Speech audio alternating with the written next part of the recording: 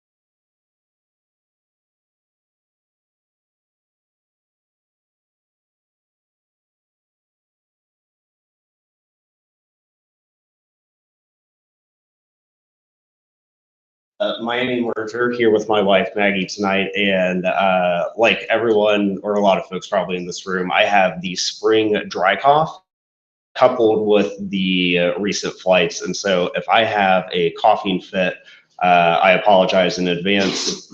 I have also had coughing fits at inopportune moments in the past, such as in the middle of our wedding ceremony, in which somebody had to run out and get a bottle of water so that I could stop coughing during our vow. So just apologies in advance if that happens. And then to quickly go through some of the background that Dr. Marshall already got into, a little bit of different framing for this. So this is one of my favorite photos from the photo series from the Formal Gardens. My favorite spot on campus, second to King Library and third to Harrison Hall, where between Harrison and King probably spent most all of my undergraduate time. But the first photo here is in 2010, and that would have been, I think, my sophomore year at Miami, when I was really getting into really starting to understand more about the actual discipline of political science and getting a sense for, in seventh grade, I'm going to be an English major and be an author. In 10th grade, I'm going to be a politician. In 12th grade, I don't know what I was going to be, but I knew that generally maybe politics would be a thing. By the time that I got to that sophomore year or so, I started to really feel like and develop that passion for political science, and actually understanding that there is more of a rigorous way and framework that we can look at and think about the things that we see, read, and hear about so often. Then moving forward, next one, 2015. So 2015 is when I first got engaged to my now wife, and second, started at Morning Consult, as Dr. Marshall mentioned. Early on in the research days, as the company was really starting to branch into the research space, and owe a lot of where I am today and where I hope to go in the future to that experience, both in terms of developing that analytic skill set that's backed by a lot of things that I learned at Miami, in terms of basic statistical literacy, which is something that we'll probably get into here in a little bit in the presentation. Thinking of different ways of looking at data and answering questions, and ultimately learning how to learn. A lot of those concepts from Miami were really, really critical to my ability to advance, both within Morning Consult and to help Morning Consult itself advance. Then last two, both from 2022, which is a big year for us.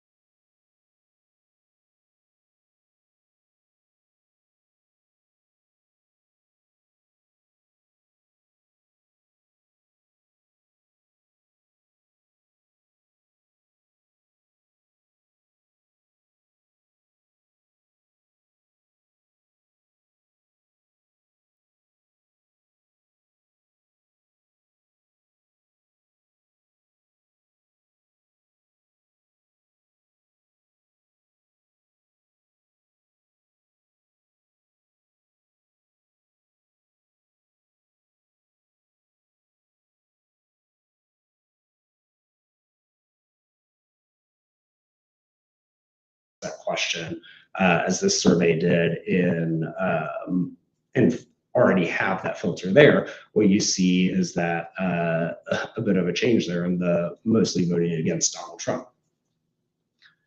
And then just a neater way to visualize the two surveys there. So the 39% voting for Biden versus the 19% voting against him. And then what you see in the survey B there, the sort of flip in that rationale for their vote.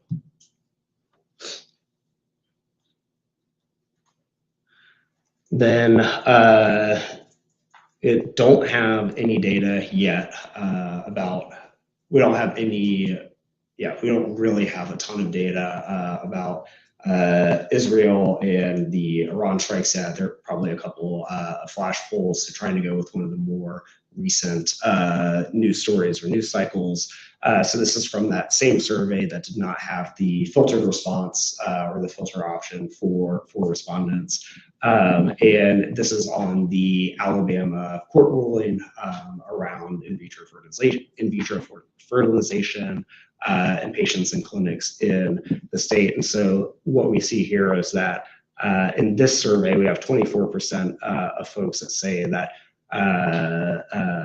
the embryos from in vitro fertilization or created for in vitro fertilization should be considered children, have legal status as human beings. And then when it comes to protections, though, for folks, a majority here, 66%, saying that they would support protections for IVF patients and their providers from legal liability if they were to discard their embryos. And so majority support for those protections. Then a different survey, based on what you may know or feel, you support or oppose considering frozen embryos as people, holding those that assure them legally responsible. I think it's probably just easier to look at the net here. We see roughly the same thing, right? That's 66%. This is a flip of the question where we're asking do you support or oppose, and opposing, you would be opposing holding those folks liable, so that's 66%, roughly equating the same with like support not holding the folks liable from the prior question. We see the same there. But I think there are a couple of interesting points on this one, and that is the unsure prior on the prior question that was displayed visually to respondents. Respondents in this survey didn't have an option to register that they were unsure, that they didn't have an opinion. And so what you see is that a lot more folks are forced to select an opinion or select a side. That can mean a lot of different things. It could mean that some of the folks weren't willing to say if they supported criminalization or not prosecuting folks. It could be that those people don't hold that opinion very strongly. It could be that folks in this survey were more willing to state a preference instead of skipping the question. But it's important for how we understand and contextualize the result, because to go out and say that we have a degree of confidence that 31% versus 66% support and oppose the issue that we're looking at or we're trying to understand, when in reality we know that in other instances or in other ways of asking the question or giving to people to say that they don't have an opinion, you don't have that same level of support. And so this is just something that, again, as we're looking and consuming so many things throughout the cycle, something that's worth keeping in mind is how is a question presented to a respondent and what options do.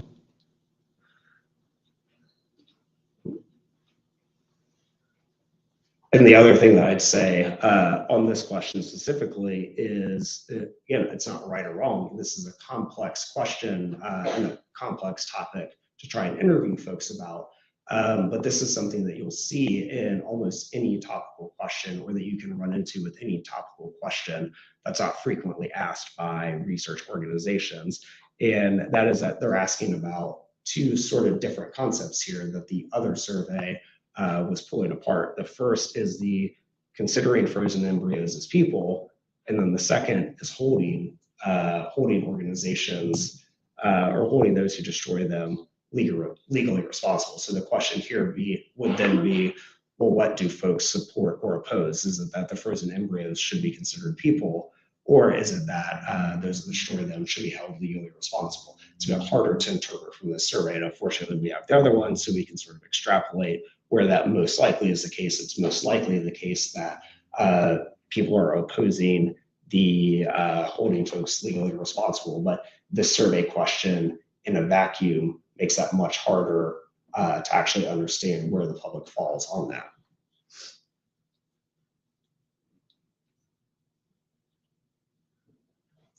And then the things that I would call out on this one, though, that I found interesting, again, it's not right or wrong, but the difference here in this question phrasing as children, which is going to be much more evocative of an emotional response to a respondent, potentially generating higher support, and the legal status for human beings, the way that they describe it as children versus people, and the legal human beings, I think, being the other change there.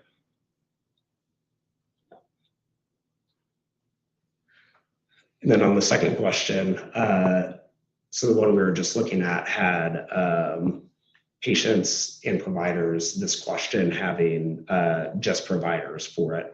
And so then that begs the question of, or in my mind at least would beg the question of, or are we asking, is it that people are willing to hold providers or are more willing to hold some providers responsible versus the patients responsible? It's harder to tell here because the one survey question was specific to the survey question being specific to providers, the other one being broader and including